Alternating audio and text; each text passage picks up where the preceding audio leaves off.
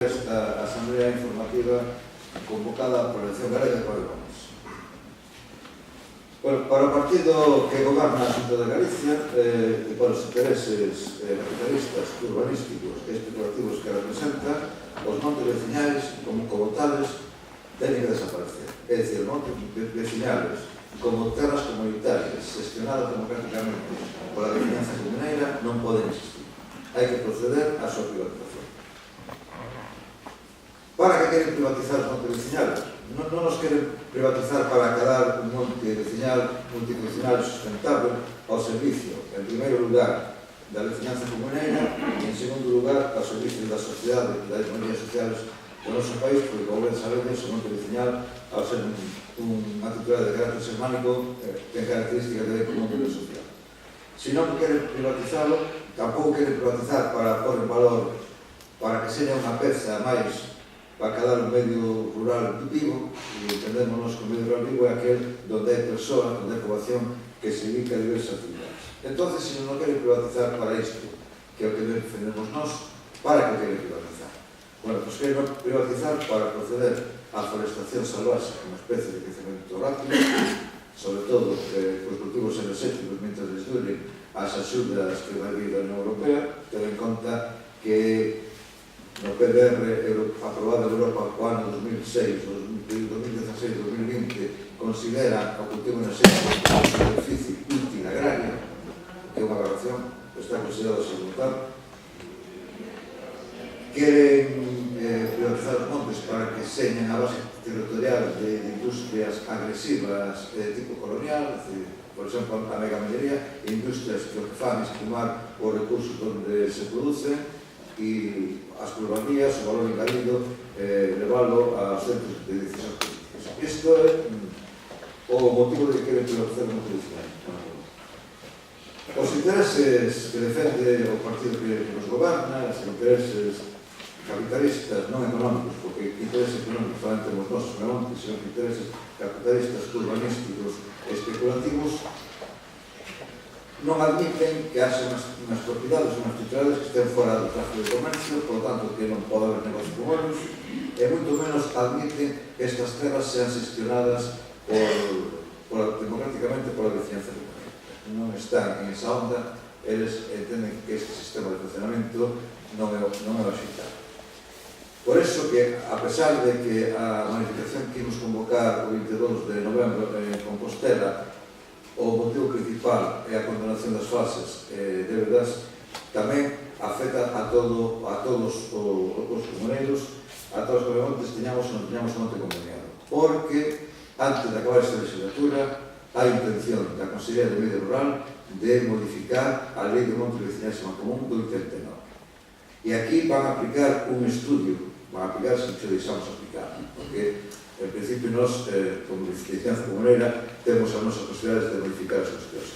Aquí van a aplicar un estudio que lle encargaron a Asociación de Becarios da Fundación Barría de la Maza, do Banco Pastor, no cal dice que, como se teñen arreglado todos, e veremos despois os montes conveniados por varias empresas, queren ir hacia os montes que están gestionados libremente polos gobernantes. Aquí este informe dice que, independientemente de que o monte seña gestionado pola gobernantes, hai que marcar as directrices, hai que indicar de que cultivos teñen que pôr, que aproveitamentos teñen que pôr, non por os que queira a Asamblea Xeral, sino os que decida a Consellería. E isto que, digamos, é unha opinión, evidentemente, o que é negativo, o que é fastidiado, o que dá cabreo é os argumentos por o que dicen que nos teñen que roubar a todos, non só os montes compañeros, a todos a xestión dos nosos montes. Dicen que nos teñen que roubar a xestión porque a veciñanza comuneira non temos cultura política. Isto dice así textualmente, o texto que nos parece increíble. Como non temos cultura política, non sabemos elixir ben aos nosos representantes, e que as nosas contas non son transparentes.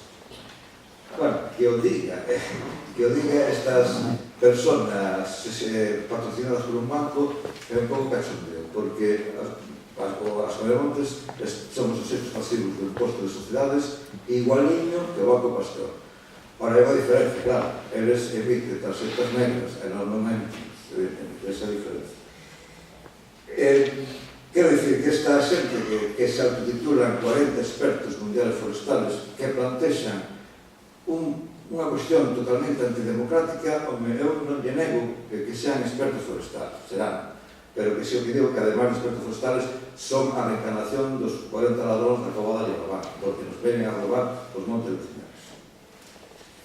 Todo, se vos fixades nesta legislatura que vai e na que pasou, todo o aparello normativo, é dicir, órdenes, decretos, leis e mesmo subvencións, teñen, non son cuestións técnicas, sino que son cuestións políticas, e teñen dous objetivos. É dicir, por unha parte, roubar, se non, porque non poden de momento, a titularidade do monte vecinal sin roubar a xestión, e por outra parte, impedir que a veciñanza comuneira sexa protagonista da aporte de valor das súas terras, impedindo que señamos os principais beneficiarios en moito tipo de axudas como monte vecinal, obrigándonos a investir de xeito uniforme e sin ter en conta as condicións do monte 40% de cualquier maneira, castigarnos se non somos obedientes, como nos castigan, non damos ningún tipo de axudas, non facer os dependentes forestales, etc. Por eso digo que as cuestións do aparello normativo non son cuestións técnicas, non son cuestións xurídicas, sino son cuestións políticas, acción política. É a arma que ten o partido no poder para levar adiante a defensa dos seus intereses. O caso máis claro deste tema é o imposto de fiscalidade. O mismo imposto de fiscalidade dice que para que unha entidade poda ser suxeito pasivo do imposto de sociedades ten que ter, ao menos, unha das seguintes condicións. A primeira, que seña persona xurídica. Os montevecinales, por ser sermánicos, non temos persona xurídica, sino que temos capacidade. Non poderíamos estar, técnicamente e legalmente. Que sean entidades que se constituyen a partir dun acordo de vontade para pôr en común servicios. As comontes non se montan porque quedan as personas, só se poden montar onde é o monte vecinal.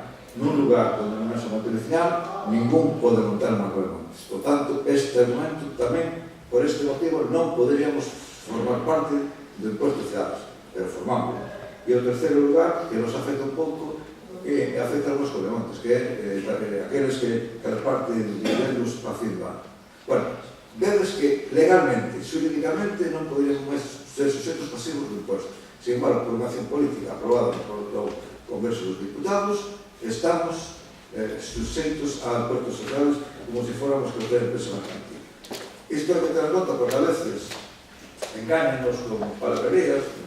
A nota de prensa que sacou a Consellería dicindo que mentira que non hai que pagar as débedas, en vez de utilizar a palabra pagar, a palabra integro, confundindo a xente, pero mentira, como expliquemos despois, que temos claro que as cuestións de fondo son sempre políticas.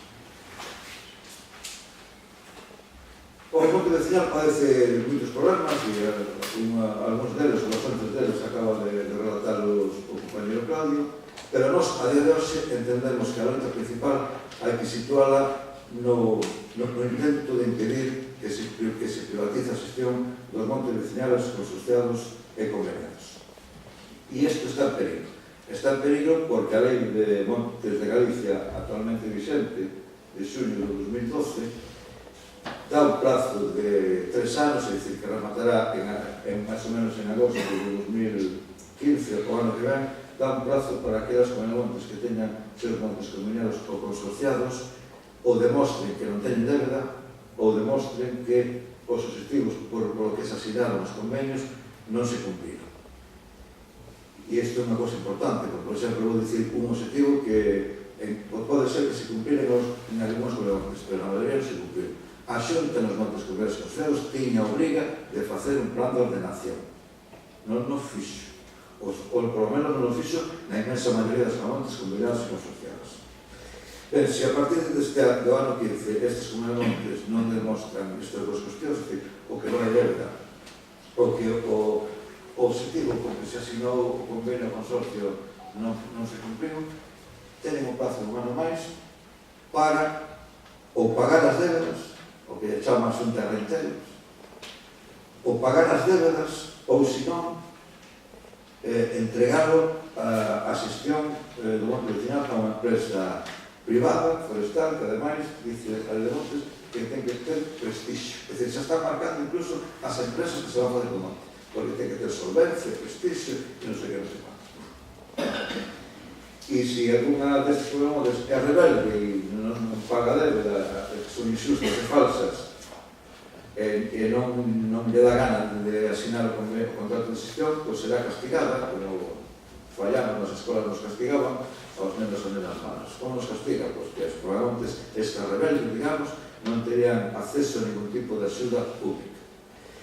Esta situación, como sabedes, estamos facendo unha campaña, xa casi fai un ano, no que estamos indicando as comunidades que teñen que enviar á Consellería de Medio Rural un escritiño onde se lle piden que digan as contas, que digan se fixeron plan de xestión, as copias do plan de traballo que teñen obriga de facelos, se as facturas, como eran as facturas das empresas, se foron adjudicadas por servicio de montes, por servicio de incendios, porque aí cambia que é subvencionable, etc.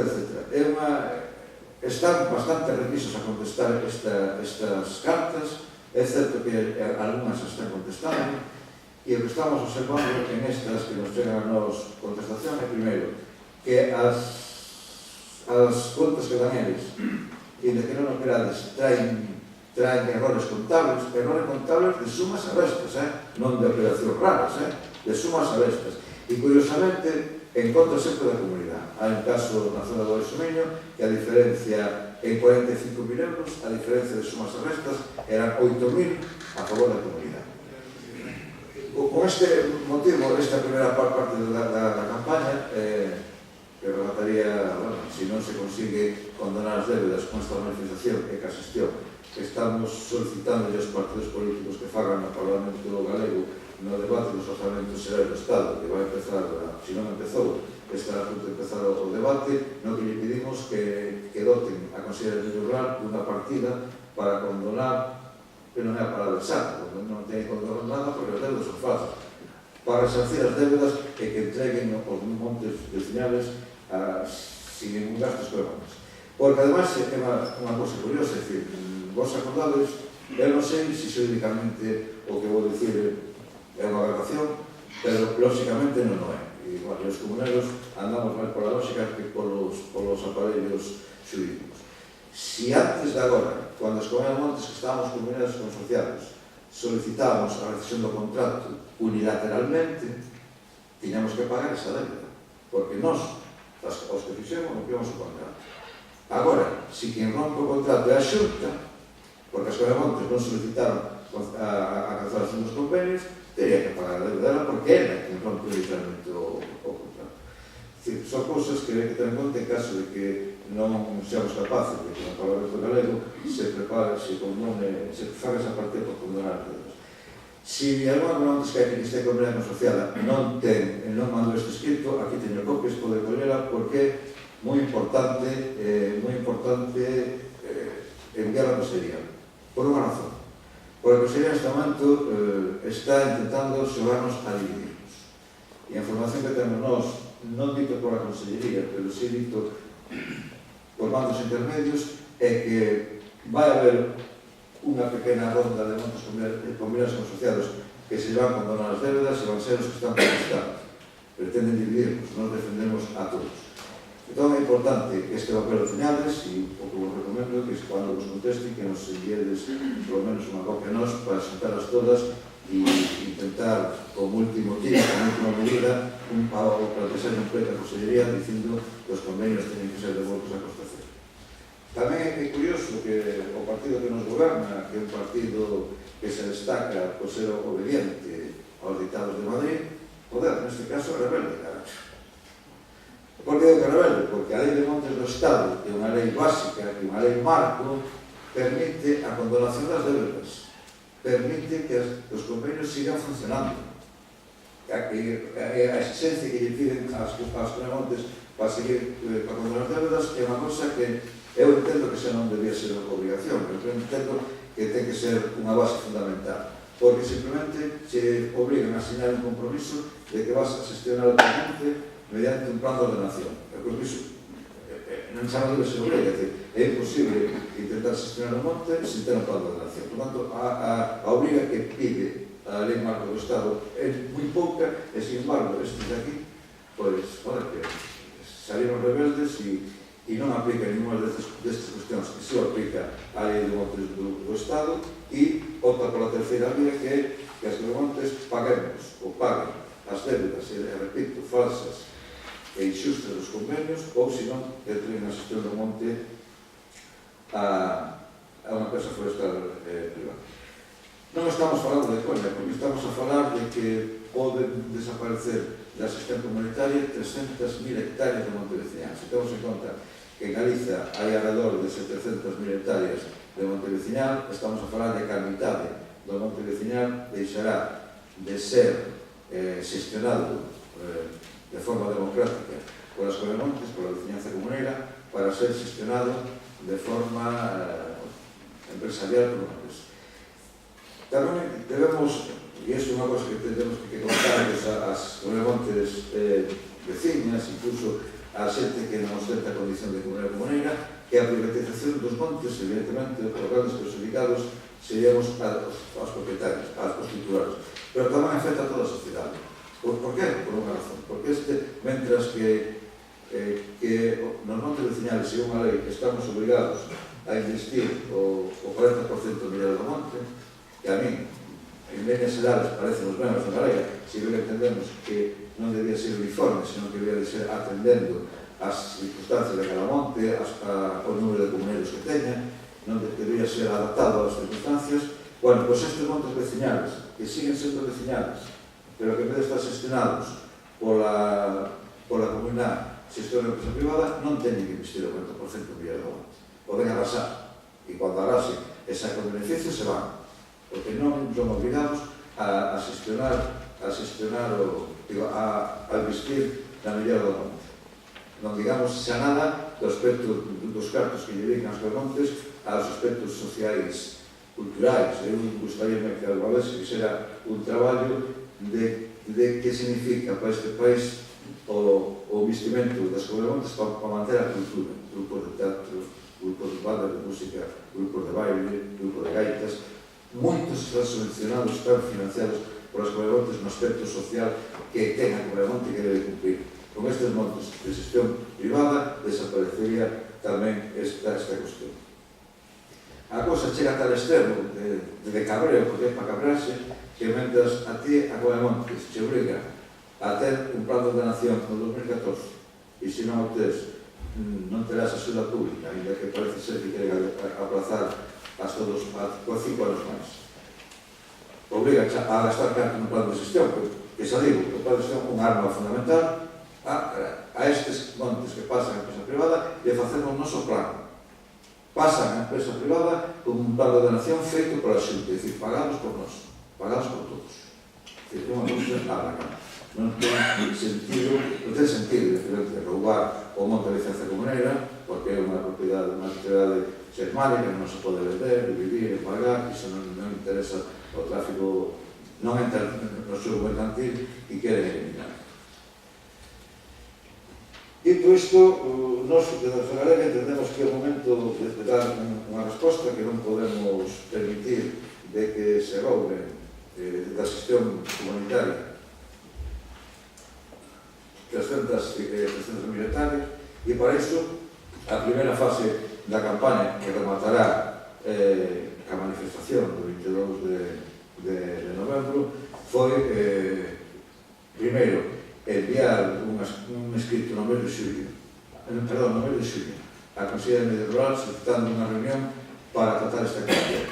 A cuestión era que no Orzamento Xeral da Xunta para o ano 15 se dotase a Consellería de Medio Rural dunha partida para condonar as débedas. Estamos no 18 de novembro e non nos contestou. A segunda fase, chamamos aos grupos políticos para explicarle esta intención nosa, que, a maioría, o PP recibimos, pero non nos contestou nada, e o grupo de AGE e o grupo de Legal comprometéronse a presentar iniciativas efectivas. De feito, a día de hoxe, o grupo de Legal xa ten presentado para o debate do Orzamento do Estado peticións neste sentido. O mismo que tamén fixe unha petición, non sei se vou lembrar no debate do Estado que le chaman de autonomía e non foi aprobada polo Partido Popular. Esta campaña é previa de cara a asistir a Santiago de Chile. Se vos fixades, elaboramos un panfleto onde o lema principal non o roubo ao monte veciñal, condenación das falsas débedas dos convenios, pero non só isto, tamén un dos manifestos, algo que demandamos nesta manifestación a Consellería de Rural, a parte da condenación das débedas, que haxe un orzamento público para o investimento no monte, que se proceda a facer os deslimes, por contradictación, que o investimento do 40% obligado non seña uniforme, que seña adaptado ás características do monte e ás características da organización comunera e ás características incluso do plan de ordenación. Non ten sentido. Se supón que o plan de ordenación é que se indica que o monte está ben xestionado. Se supón que está feito por uns técnicos. Vos imaginados que o ano 2016 no vosso plan de ordenación dice que hai que investir no monte o 10%. Se tens que tirar en cousas raras o 30%. Cousas que non lle faría falta o monte, lle faría falta 4 horas despois, que cada non tes os cartos. Haberá montes que terán que asfaltar pistas forestales para definir o monte. Por iso non decimos que o investimento obligado, que a filosofía a comprendemos e defendemos que hai que investir no monte, non pode ser uniforme para todos os montes. E seguimos e aproveitamos para seguir defendendo que os montes veciñales non poden ser suxeitos pasivos do imposto de sociedade, senón que ten que haber unha fiscalidade galega e axustada ao monte veciñal non común. É certo que os principales protagonistas, os que temos que movernos nesta demanda da defensa do monte veciñal, nesta demanda de impedir que nos roben as terras, temos que ser, en primeiro lugar, estar à frente a veciñanza comunera. Pero eu creo que non debemos estar solos, debemos intentar convencer a aqueles veciños e veciñas que non ostentan a condición de comuneiro, que deberían hacer esta manifestación, porque o roubo do monte veciñal tamén son perjudicados, porque desaparecerá a función social, desaparecerá a función cultural, desaparecerá a función medioambiental, que beneficia, sí que beneficia a organización comunera, pero non beneficia só a organización comunera, sino tamén beneficia ao resto da sociedade. E incluso as persoas que somos demócratas, non pode ser que non cumpra un goberno, que non cumpra o mínimo democrático, que atender aos seus afectados. Non estamos pedindo que acepten as súas propostas. Estamos dicindo que ante unha solicitud de unha reunión, un partido mínimamente democrático ten que recibir, ainda que se diga non estou de acordo, por isto, pero que non reciba, que pase 4 meses, e que non reciba a unha entidade con presencia, máis ou menos, pero con presencia, simplemente pode facer persoas que entenden a democracia daquela maneira. Este tamén é un motivo para que, nos entendemos que tamén xente que non ten a condición de definir debería apoiar esta manifestación. É certo, xa vou rematando, para que esa pregunta é certo que, temos que ser os principales protagonistas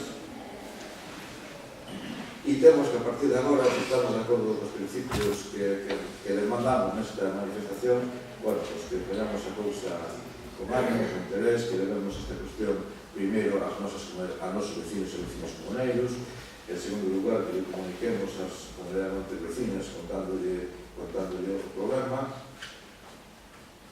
para intentar conseguir o objetivo. O objetivo non é outro que se condonen normas sociales falsas e que se defenda o monte veciñal común. Eu creo que temos que facer unha reflexión. A mellor o momento é difícil, porque a situación é complicada, pero se cadra vale a pena que nos fagamos unha reflexión. A historia do monte veciñal é unha historia de agresións hacia o monte. Este tipo de titularidade nunca se entendeu neste país. Pero tamén é unha historia de éxito da veciñanza comunera. No século XIX puxéronse a venta os montes veciñales porque entendían que eran bens mortos a través das chamadas leis de desamortización e a veciñanza comunera impediu que case todos os montes non se vendese. A veciñanza comunera daquela era a Sociedade Rural Labrega, evidentemente. No franquismo, no século pasado, os montes veciñales foron usurpados a veciñanza comunera. A veciñanza comunera, xa daquela veciñanza comunera, foi capaz de recuperar os montes e que se devolveran. Home, sería triste que a veciñanza comunera do século XXI pasásemos a historia por non ser capaces de defender esta titularidade que non é nosa, porque temos que deixar nas mellores condicións as que nos ven.